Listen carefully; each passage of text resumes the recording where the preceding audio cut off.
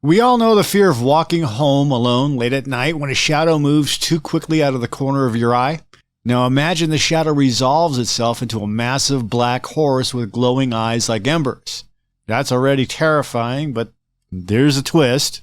It isn't just a monster, it's an intelligent talking spirit that is currently deciding your fate. This single entity, the Irish Puca, can either drag you onto its back for a terrifying non-stop ride that ends with you tossed into a manure pile, or, if you've shown proper respect, it might just quietly thresh all your village's grain overnight, saving you from famine.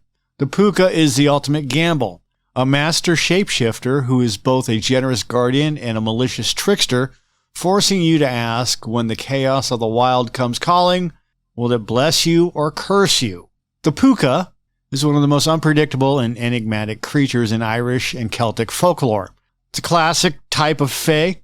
The Puca is a master shapeshifter whose intentions are rarely clear, serving as a dark, chaotic force that can either deliver dire warnings or unexpected blessings. The word Puca originates from the Old Irish word poc or Puca, meaning goat, and this linguistic root highlights its strong and historical association with the wild, untamed aspects of nature, especially goats, which are a favorite animal form for the creature. This etymology also connects it to other European spirits like the English Puck, or Robin Goodfellow, and the Welsh Púca, all of which share traits of chaotic mischief, shapeshifting, and a strong, almost demonic connection to wild places in animal forms.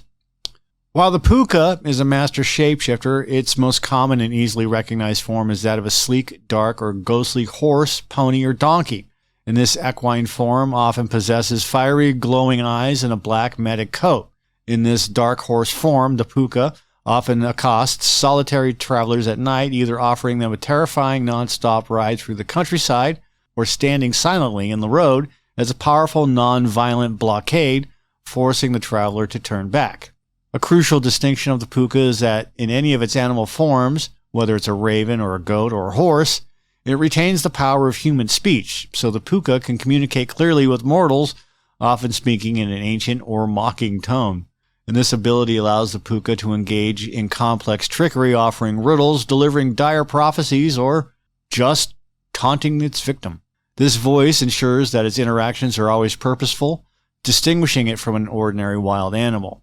The Puca is closely associated with the autumn harvest and, specifically, the last sheaves of grain left in the field. It is believed that any remaining grain after a certain date is tainted by the Puca's breath and is unfit for human or animal consumption. And this belief gave rise to the tradition of leaving a portion of the harvest, known as the Puca's share, in the field as an offering to appease the spirit. If this offering was neglected, the Puca would stomp through the fields, destroying the remaining crop or fouling the stored grain. And despite its fearsome reputation, the Puca is not always malevolent. Its actions are often chaotic, but occasionally benevolent. If properly respected or appeased, the Puca can perform helpful favors for a farmer or a village.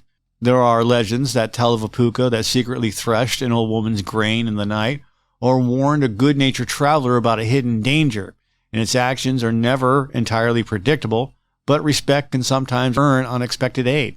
The most significant day for the Puca is St. Martin's Day, which is November 11th. This date, falling shortly after Halloween. I said Samhain wrong, but I'm not going to fix it. I said Samhain wrong, and I apologize. It's not Samhain. Samhain. So it should be pronounced Samhain, but let's face it, I'm a dumb American. So this day marks the Puca's traditional time for exacting vengeance and enforcing its claim on the land. And this day was viewed as the time when the Puca finalized its damage to the remaining field crops. As a protective measure, it was custom on this day to prepare special puddings or cakes and leave portions of food outside the home as a placating gift. One of the Puca's favorite tricks is offering a ride to a lone, usually tipsy or foolish traveler at night. And once the mortal is on its back, the Puca sets off on a terrifying, uncontrollable gallop across the countryside, ignoring fences, rivers, and cliffs. This wild ride is usually intended to simply terrify and exhaust the traveler, often ending with the mortal being tossed into a ditch or a manure pile. This act of forced chaos is a symbolic way for the fae to teach respect for the wild spirits. Beyond the horse, the Puca is frequently reported to take the form of other dark or black animals, that are often associated with wilderness or ill omen. And these include goats, ravens, crows, black dogs, huge black dogs, or eagles. And the constant change in form reinforces its unpredictable nature and its ability to appear in any environment. But the one constant is that the creature is almost always depicted with dark fur or feathers and fiery red or golden eyes. Like nearly all of the fairies in Irish folklore, the Puka is highly vulnerable to cold iron and steel. The presence of iron is said to disrupt its magic, forcing it to drop its disguise and sometimes flee altogether. If you carry an iron key or a steel knife or even wear a protective piece of iron jewelry, which was once a common practice for travelers who expected to be out, you can protect yourself.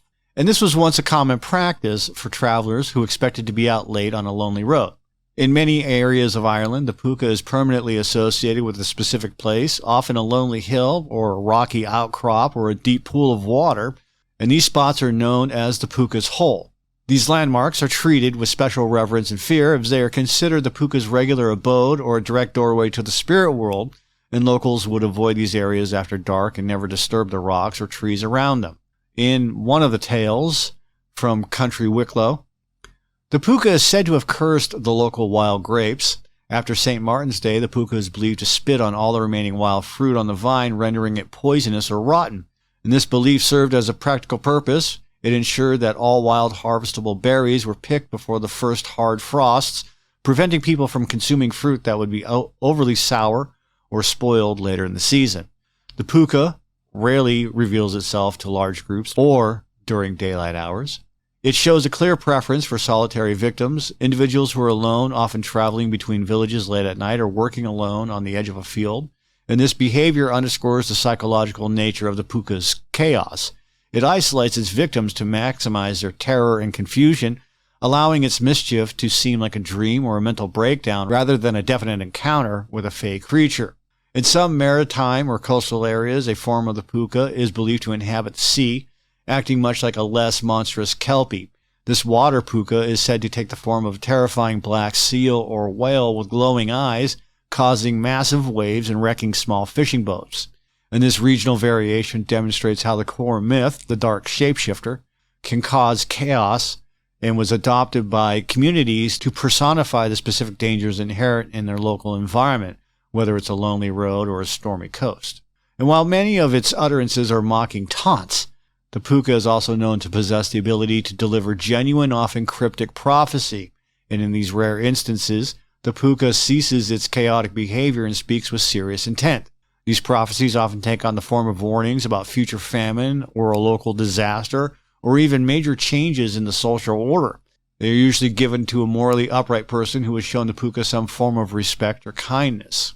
In certain Ulster traditions, the Puka is also known by the honorific name Fear Dory, or Man of the Oak. It's not Fear Dory, it's Far Dairi.